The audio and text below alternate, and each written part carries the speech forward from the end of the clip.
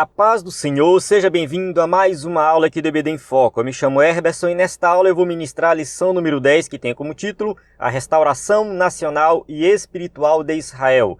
Nós estamos estudando a revista CPAD, revista do quarto trimestre do ano 2022, e agora, na lição número 10, vamos comentar o capítulo 37 de Ezequiel, que fala sobre o Vale de Ossos Secos. Essa passagem é uma passagem muito pregada nas igrejas. No entanto, muitos pregadores acabam interpretando mal, fazem aplicações que não têm relação nenhuma com o texto. Por esse motivo, essa lição aqui exerce um papel muito importante nesse sentido de esclarecer o real significado dessa passagem do Vale de Ossos Secos. Essa passagem fala de Israel, da restauração da nação de Israel. Nós entendemos que Deus ainda tem algo a tratar com Israel. Eu vou só falar aqui rapidinho de duas visões que tem dentro do meio teológico aí. Uma visão é uma visão aliancista, que geralmente são os aliancistas que falam isso. Eles dizem o seguinte, que Deus não tem mais nada a tratar com Israel.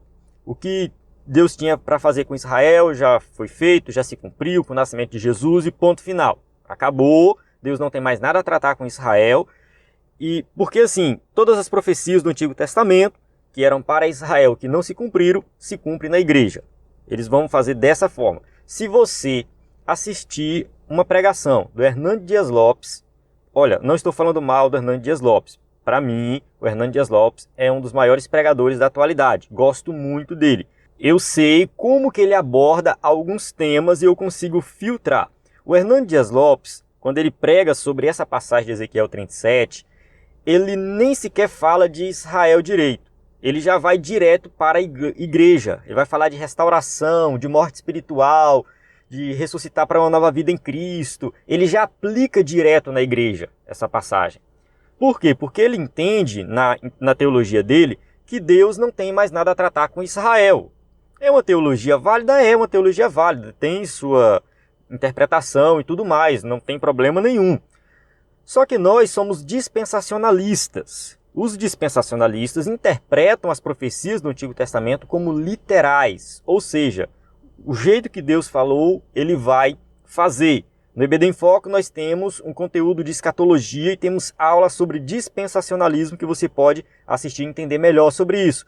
Nós entendemos que Deus ainda tem algo a tratar com Israel, que as profecias do Antigo Testamento para Israel que não se cumpriram ainda vão se cumprir. Elas não se cumprem na igreja.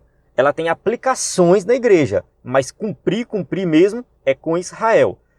A gente vai fazer essa abordagem aqui e nós entendemos que Deus ainda tem algo a tratar com Israel. Israel é importante dentro desse contexto escatológico e a profecia de Ezequiel 37 fala de uma restauração completa de Israel, nacional e espiritual. Vamos lá, vamos começar aqui. Antes de entrar na aula, quero só falar sobre o slide do EBD em Foco. Se você tiver um slide pronto, você tem muito mais tempo para estudar, então esse slide aqui você pode usar na sua classe, slide 100% baseado na revista, com imagens de qualidade, prontos para serem usados. Se você quiser modificar, pode modificar, é em PowerPoint. Nós temos experiência na produção de slides subsídios da revista CPAD desde 2016. Fizemos mais de 750 slides e você pode baixar todos eles. Slide para todo tipo de ensino na igreja, baseado nas revistas CPAD. Você pode adaptar e usar na sua igreja, culto de ensino, é muito bom mesmo.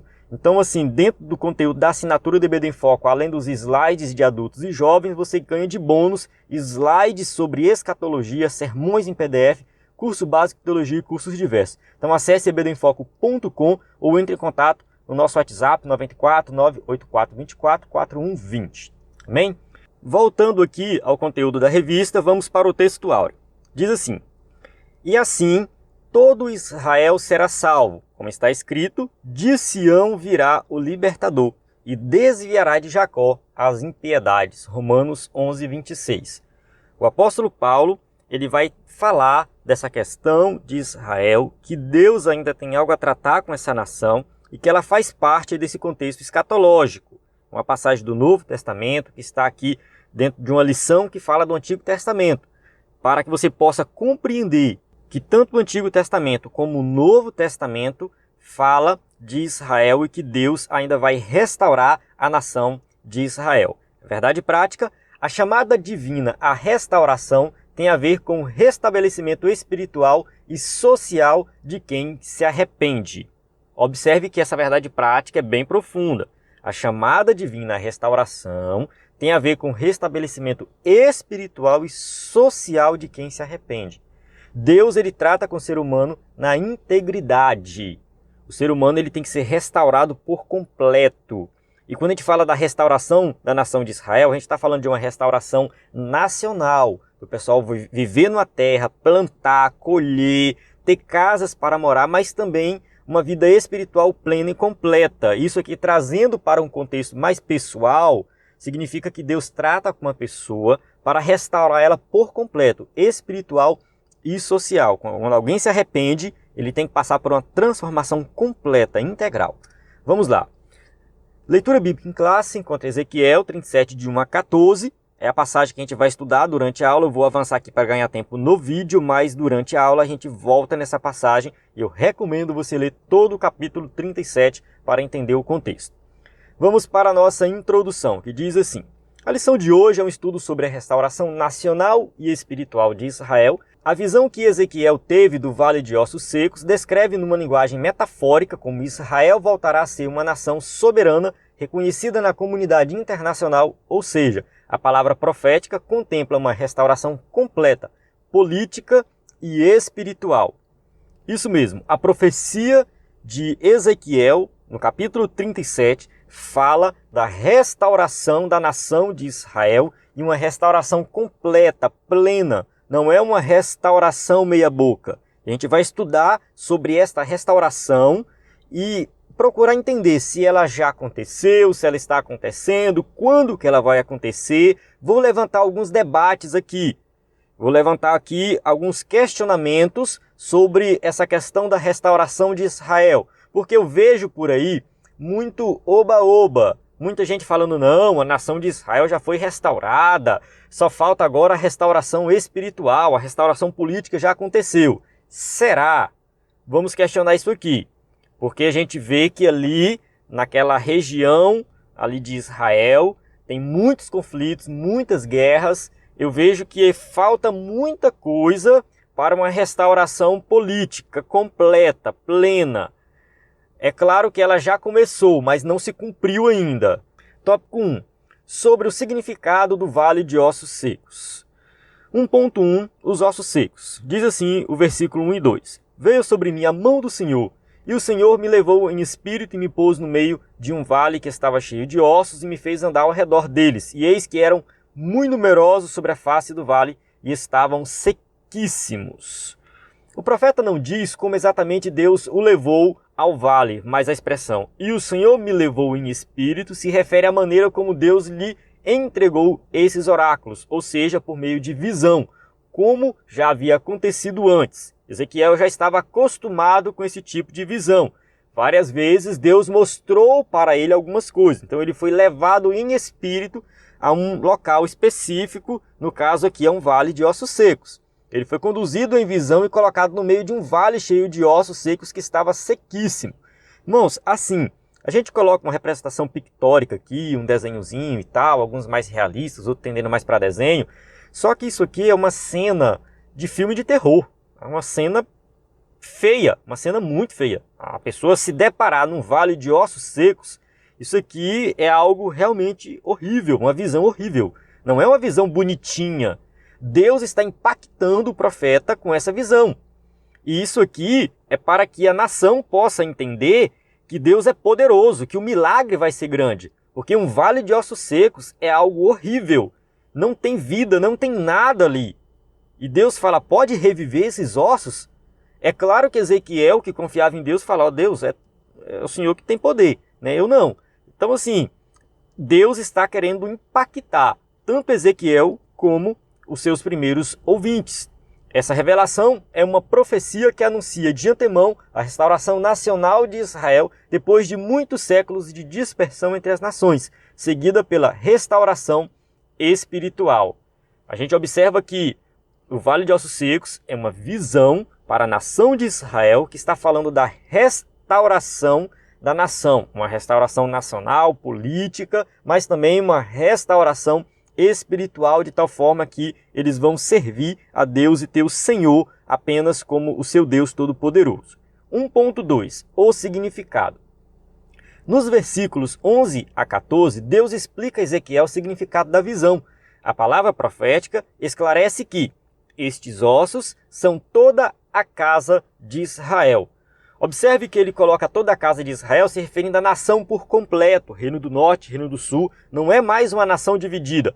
É por isso que é importante você ler todo o capítulo 37, porque depois da visão do Vale de Ossos Secos, depois da explicação dessa visão, Deus vai tratar dessa questão da união da nação. Deus vai unir a nação, é um povo só. Não vai ter mais duas nações separadas, Reino do Norte e Reino do Sul, nada disso. E observe também que a gente não precisa ficar fazendo conjectura sobre o significado dos ossos. O próprio texto diz: estes ossos são toda a casa de Israel. Ponto. Eu não sei como que alguns pregadores inventam tanta coisa quando fala do Vale de Ossos Secos, se o próprio texto está explicando. Parece que ele só lê os primeiros versículos, não lê os outros. Então o contexto está explicando a profecia. Não é uma profecia difícil, é uma profecia impactante, é algo extraordinário, mas é uma profecia fácil de interpretar.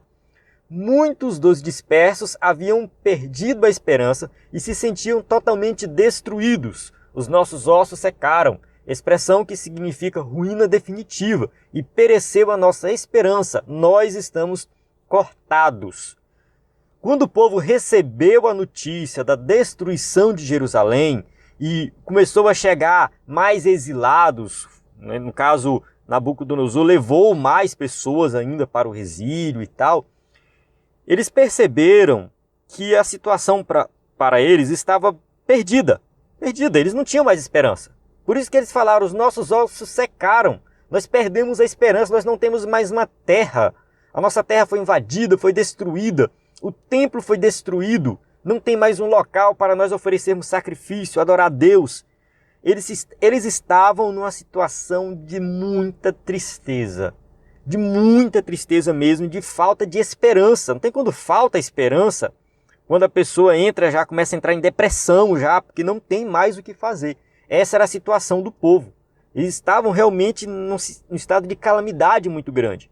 O discurso não diz quando os oráculos foram entregues ao profeta, mas com base no versículo 11 podemos afirmar que isso aconteceu logo que Ezequiel recebeu a notícia da destruição de Jerusalém e do templo. Capítulo 33, versículo 21, fala assim: e sucedeu que, no ano do 10º mês, ao 5 do mês do nosso cativeiro, veio a mim um que tinha escapado de Jerusalém, dizendo: ferida está a cidade. Aqui, um relato de que a cidade foi destruída. E essa profecia, muito provavelmente, é após essa destruição. Por isso, essa tristeza muito grande.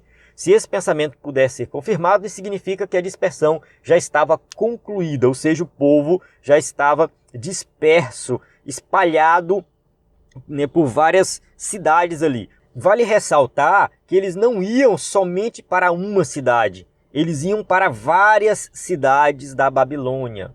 Várias. Não era somente uma. O povo estava espalhado. E Ezequiel está profetizando em um local, mas essa profecia acaba sendo também transmitida em outras cidades. Vamos ler o que está aqui em 2 Reis 25, 10 e 11, que diz assim: e todo o exército dos caldeus que estava com o capitão da guarda derribou os muros em redor de Jerusalém, e o mais do povo que deixaram ficar na cidade, e os rebeldes que se renderam ao rei da Babilônia, e o mais da multidão, Nebuzaradã, o capitão da guarda, levou presos. O povo que ficou lá no momento da destruição da cidade foi levado para a Babilônia como prisioneiros. Esse povo estava arrasado, destruído. E o pessoal que já estava na Babilônia, como Ezequiel, eles viram esse pessoal chegando lá como prisioneiros. Receberam a notícia e a tristeza foi grande entre eles. Por isso que Deus entrega essa profecia para o povo: eu vou restaurar vocês. 1.3. As promessas de Deus. O mesmo Deus que fez as feridas, ele mesmo as ligará. O mesmo Deus que advertiu o povo ainda nos dias de Moisés da diáspora em caso de desobediência aos mandamentos de Javé, prometeu trazê-los de volta. Vamos ler o texto? Fala assim: E vos espalharei entre as nações, e desembainharei a espada atrás de vós, e a vossa terra será assolada, e as vossas cidades serão desertas. Levítico 26:33. Mas lá em Jeremias tem a promessa de retorno. Então, em Levítico tem a promessa de castigo. Caso vocês desobedeçam, eu vou castigar vocês. Mas se vocês se arrependerem, eu vou trazer vocês de volta.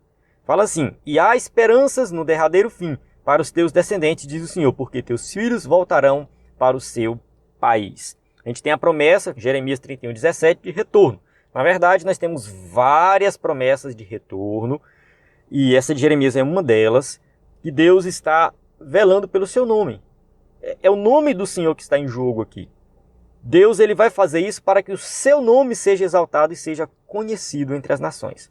A dispersão de Israel entre as nações é identificada como Vale de Ossos Secos na visão de Ezequiel. Então Ezequiel tem essa visão, significa o quê? Que o povo foi disperso e está numa situação de muita tristeza, como um vale de ossos secos. Não tem esperança mais de ter vida, ou seja, não tem mais esperança de voltar a ser uma nação.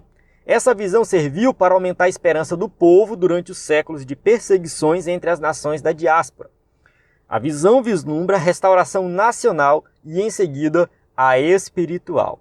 Observe que essa profecia ela serviu não somente para o povo judeu da época de Jeremias, de Ezequiel. Não, ela serviu também para o povo que sofreu perseguição ali no período da igreja primitiva. Serviu para os judeus de todas as épocas que sofreram qualquer tipo de perseguição, inclusive para os judeus nos dias de hoje. Então essa profecia ela fala até mesmo com os judeus nos dias de hoje.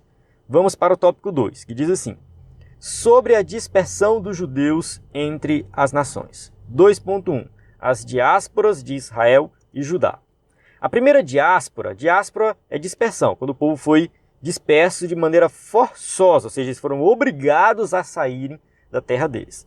Então a primeira diáspora começou em 605 a.C., quando o rei Nabucodonosor subordinou Joaquim, rei de Judá, aos babilônios. Daniel, capítulo 1, versículo 1 e 2. No ano terceiro do reinado de Joaquim, rei de Judá, veio Nabucodonosor, rei da Babilônia, a Jerusalém e a sitiou. E o Senhor entregou nas suas mãos a Joaquim, rei de Judá, e uma parte dos utensílios da casa de Deus, e ele os levou para a terra de Siná, para a casa do seu Deus, e pôs os utensílios na casa do tesouro do seu Deus. Essa aqui foi a primeira, que começou em 605 e terminou em 586, 587, com a destruição do templo. A gente já falou sobre isso. 605 foi Daniel e seus amigos e uma parte da população que foi levada para a Babilônia. Depois teve uma em 597, que foi quando Ezequiel foi levado. Depois teve outra, que foi em 586, quando o templo foi destruído. A cidade foi destruída e tudo mais. Esse aqui foi Judá, reino do sul.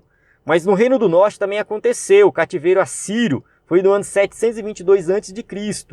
É a primeira dispersão, mas isso foi o reino do norte. 2 Reis 17, 23. Até que o Senhor tirou a Israel de diante da sua presença, como falara pelo ministério de todos os seus servos, os profetas. Assim foi Israel transportado da sua terra à Síria, onde permanece até ao dia de hoje. O reino do norte foi levado para o cativeiro e sumiu, desapareceu. Ninguém sabe para onde eles foram. Já o reino do sul foi para o cativeiro e voltou depois. Teve a promessa de retorno, enfim, eles continuaram voltando em fases, né? Não foi uma volta de uma vez só.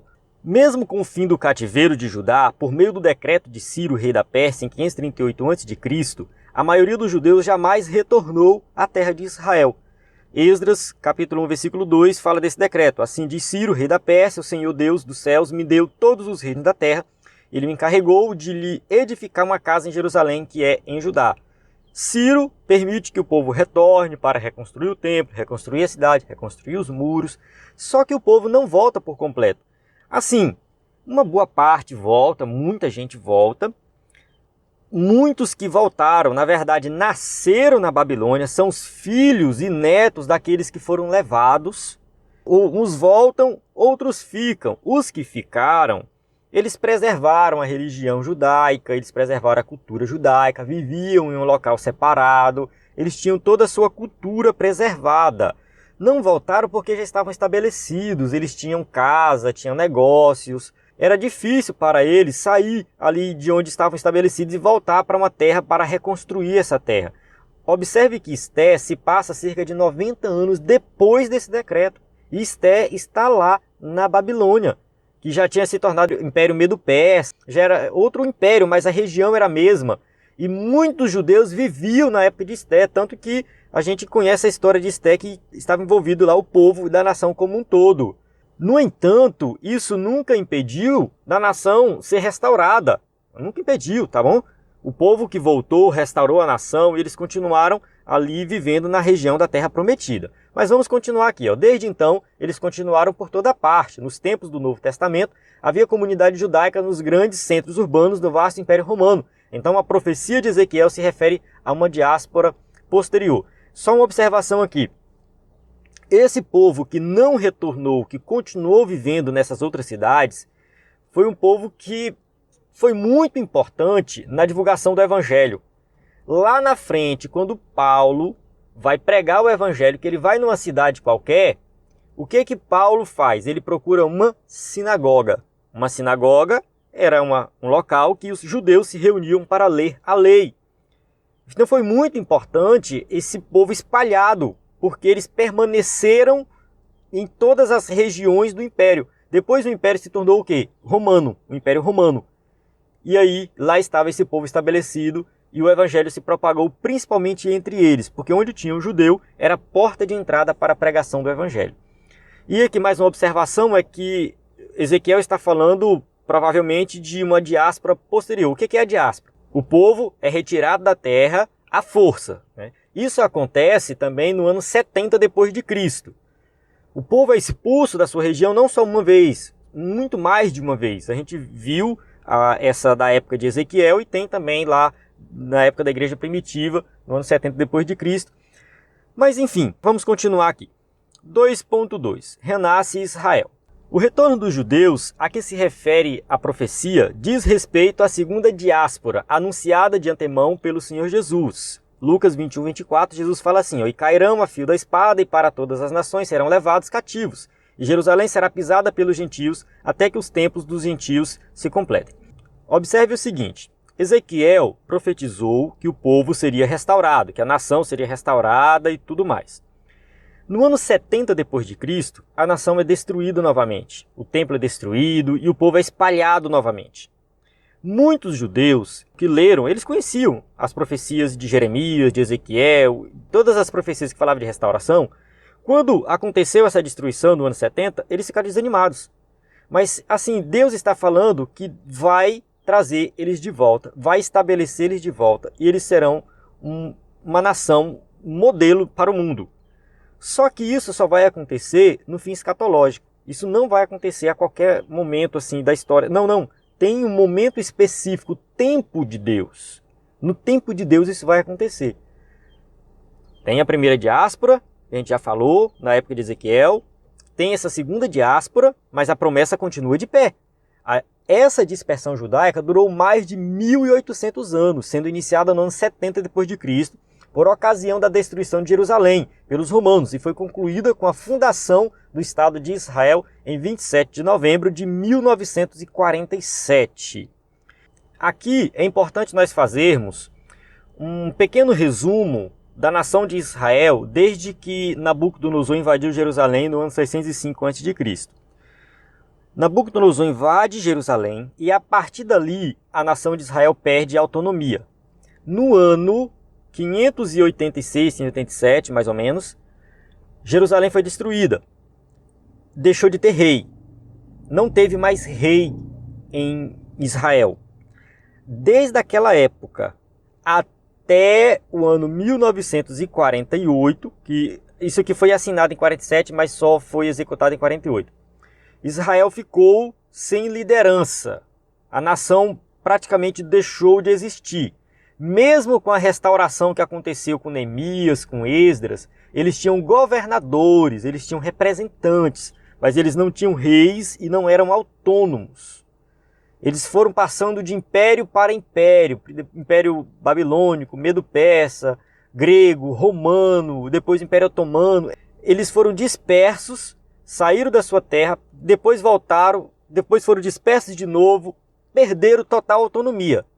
Somente em 1947, que é uma história muito longa, não dá para eu contar essa história toda aqui. Eu vou deixar na descrição do vídeo, aqui do meu vídeo, o link de alguns vídeos da BBC News, que a história é bem explicada lá.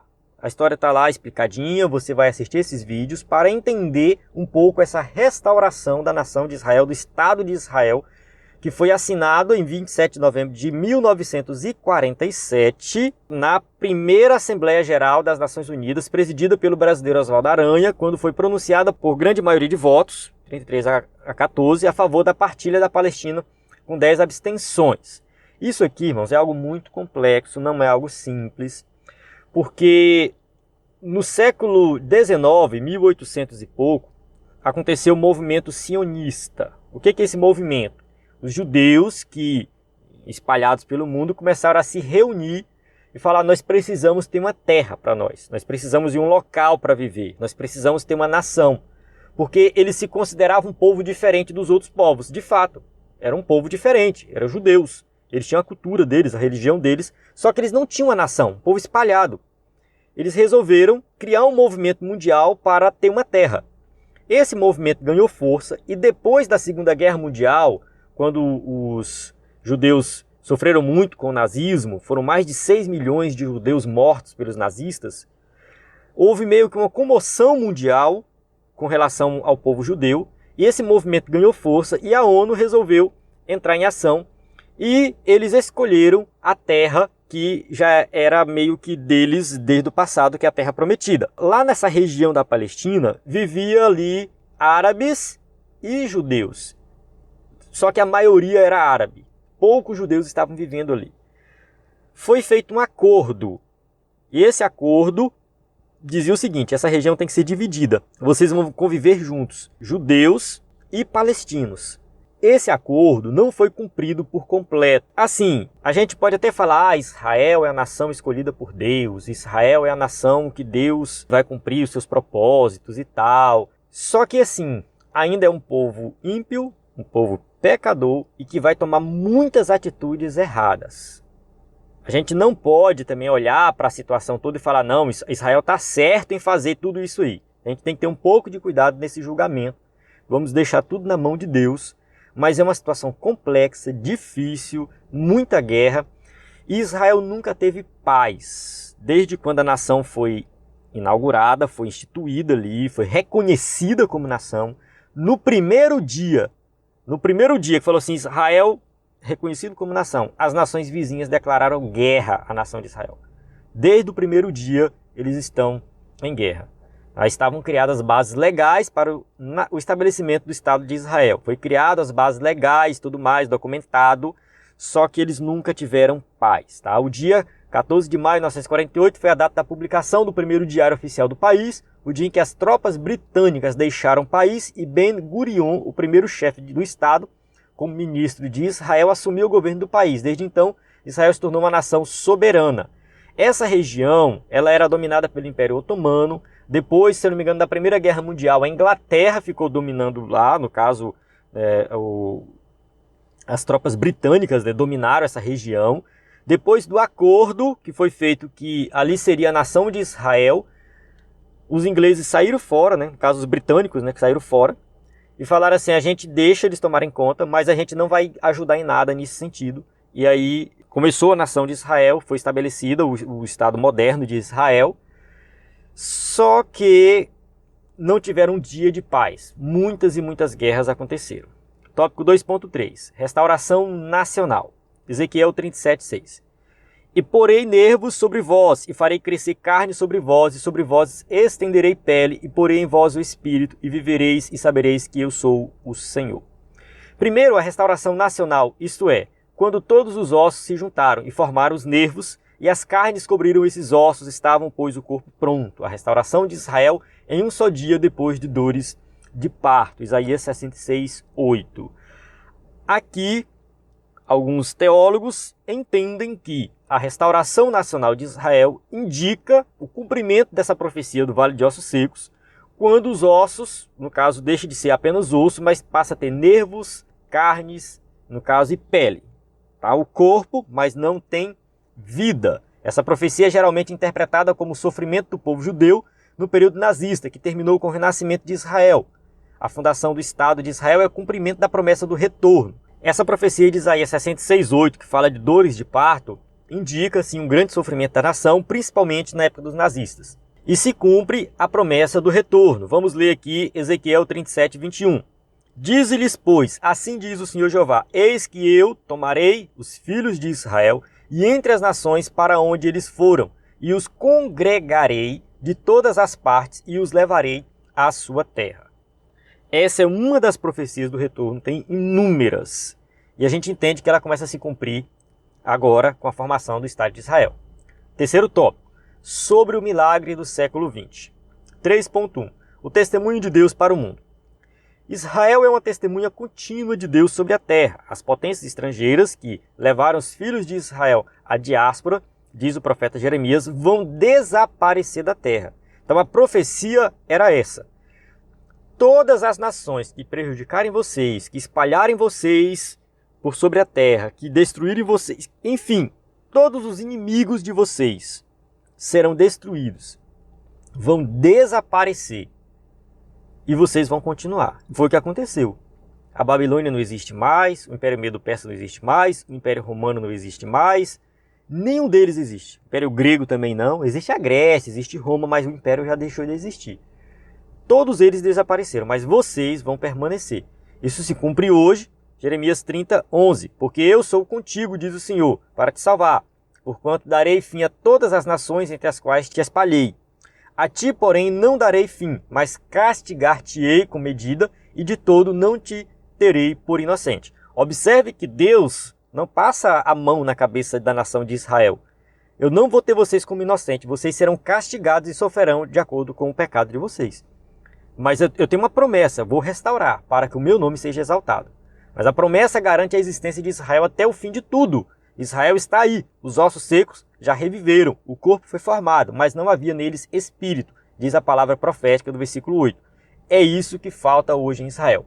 É aqui que eu discordo um pouco do escritor da revista. Ele é muito otimista nesse sentido. É claro que não é somente ele que pensa assim, muitos teólogos defendem a ideia de que Israel hoje é como se fosse aqueles corpos ali sem o espírito. Né? No caso, os ossos secos se juntaram e tem um corpo, mas não tem espírito. Eu ainda discordo. Por que eu discordo? Porque a nação não está estabelecida por completo. Se você observar, tem muitos conflitos. Ainda falta muita coisa. É claro que é questão de ponto de vista, tá, irmão? Isso aqui não é uma coisa assim, nossa, tá discordando, tal. Não.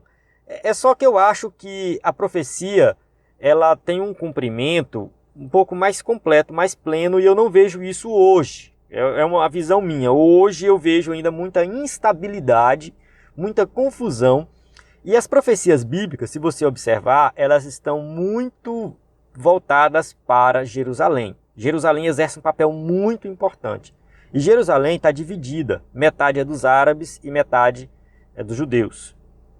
E o local do templo está do lado dos árabes. A confusão é grande ali. Eles não têm o domínio de Jerusalém. A capital de Israel não é Jerusalém, oficialmente, é Tel Aviv. Não sei se você está lembrado, mas quando Trump considerou Jerusalém como a capital de Israel, os árabes ficaram valentes. Foi um negócio, uma confusão grande lá. Eles não gostam dessa ideia, porque eles querem ter Jerusalém como a cidade deles. A confusão é muito grande. A região não foi tomada por completo. Israel não se estabeleceu como as profecias bíblicas. Falta muito ainda para ter uma restauração política nacional. Falta muito ainda. Eu entendo que isso ainda vai se cumprir. 3.2. O status de Jerusalém entre as nações. As potências estrangeiras pressionam o governo de Israel sobre o status de Jerusalém, entre outras coisas. Israel é um Estado soberano desde 1948, uma nação reconhecida pelas Nações Unidas depois de mais de 18 séculos de diáspora, mas ainda está sob pressão internacional. Jerusalém continua sendo pisada pelos gentios até que os tempos dos gentios se completem, como anunciou o Senhor Jesus, Lucas 21, 24. É muita instabilidade, é muita guerra, é muita confusão. Ainda falta muita coisa. 3.3, restauração espiritual. Quando o Espírito de graça, de súplica, vier sobre os judeus, aí ocorrerá a restauração espiritual.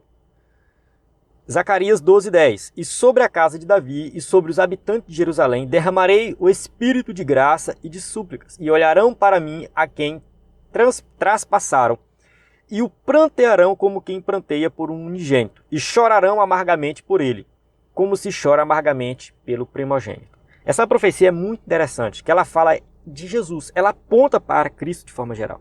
E sobre a casa de Davi e sobre os habitantes de Jerusalém derramarei o meu espírito. Eles serão cheios do Espírito. Se você lê a passagem do Vale de Ossos Secos, ele fala o tempo todo do Espírito. Porei o Espírito em vocês, 37:5. E o Espírito entrou neles, 37:10. Porei meu Espírito em vocês, 37:14. E o resultado disso é o quê? É para ter vida. Todos falam, terão vida, receberam vida, vocês viverão. O Espírito é para ter vida.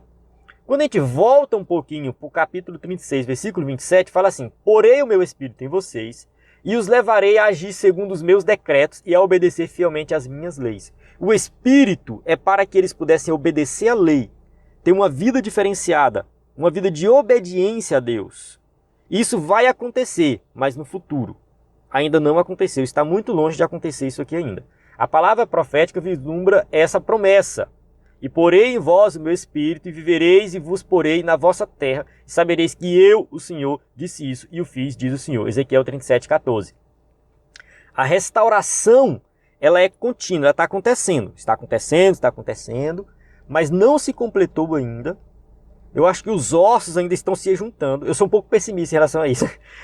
O escritor da revista coloca como se já tivesse tudo junto, né?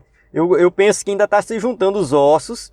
Ainda vai ter nervo, carne, pele, para depois ter o espírito. Eu acho que ainda está muito no começo. É uma visão minha.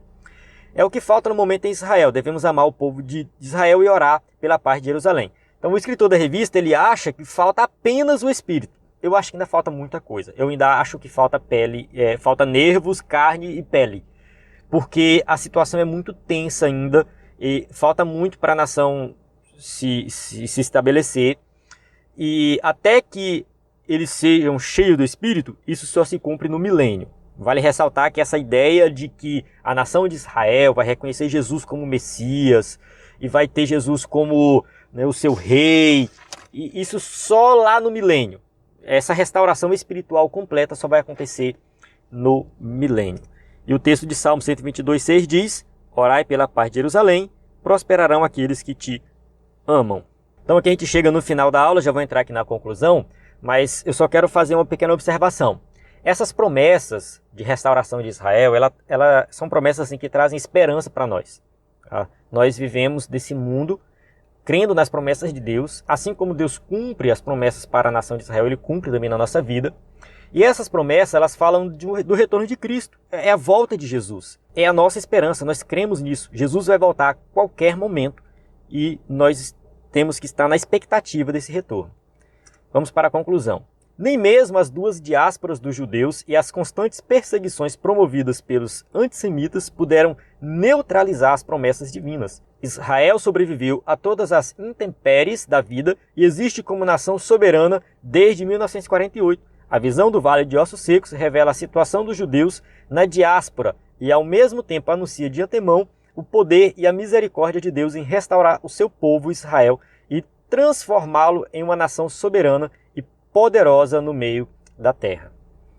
Aqui a conclusão resume tudo que a gente viu, né? A promessa ali de restauração da nação, a visão do Vale de Ossos Secos aponta para essa restauração. É uma restauração que vai ser completa, vai ser plena, já começou, mas não concluiu ainda. Ainda tem muita coisa para acontecer, para cumprir por completo essa promessa, mas nós confiamos que Deus ele vai cumprir aquilo que ele prometeu para o seu povo e também para a igreja. A igreja tem Israel como relógio escatológico, a gente olha para os acontecimentos e fala: Deus está cumprindo as suas promessas, Jesus pode voltar a qualquer momento. Amém? A gente chega aqui no final da aula, tem as perguntas para quem vai usar o slide na igreja. Quem usa o slide aí pode mandar uma foto para nós, manda no nosso WhatsApp. Nós temos aqui o nosso site ebdenfoco.com, que você pode entrar lá para conhecer o nosso conteúdo. E o nosso WhatsApp 94 984 24 4120. Só reforçando, né, nós temos no conteúdo da assinatura slide de adultos e jovens, slide de escatologia, sermões em PDF, curso base de teologia e cursos diversos. Encerro aqui, a paz do Senhor, até a próxima aula.